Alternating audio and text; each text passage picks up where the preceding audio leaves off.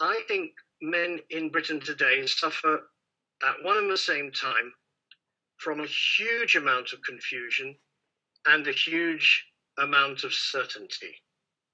But the certainty, as I'll try to explain, may be more of a problem psychologically than the confusion, though the confusion is what you see on the surface. And here's how the confusion goes. Are men powerful?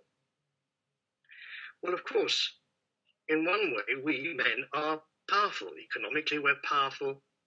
We're overrepresented in politics, in finance, in the corporations, in the military, and so on, whereas women are overrepresented, for example, in the psychotherapy and counseling world, which we'll talk about in a moment.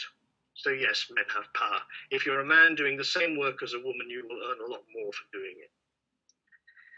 At the same time, there are very significant pockets of male impotence, and I use the term quite deliberately. If you're banged up in prison, you don't feel powerful. If you go to Afghanistan when you're 19, you don't feel powerful. Actually, if you're a man of color, you probably don't feel powerful at all. A lot of gay men don't feel powerful, and I could go on and on.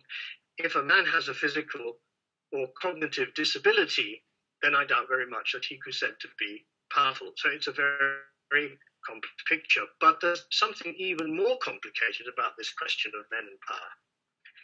Therapists, analysts in particular, constantly go on about the male fear of the mother, of the swamp, of the abject pit, of never somehow separating, never discovering consciousness or action or autonomy. And I think that this, to a certain extent, is true. And even if it isn't true, the idea that it might be true is powerful in the culture. Men are frightened of women. And that means that their sense of their power is vitiated, undermined, truncated. So I do think there's a lot of confusion.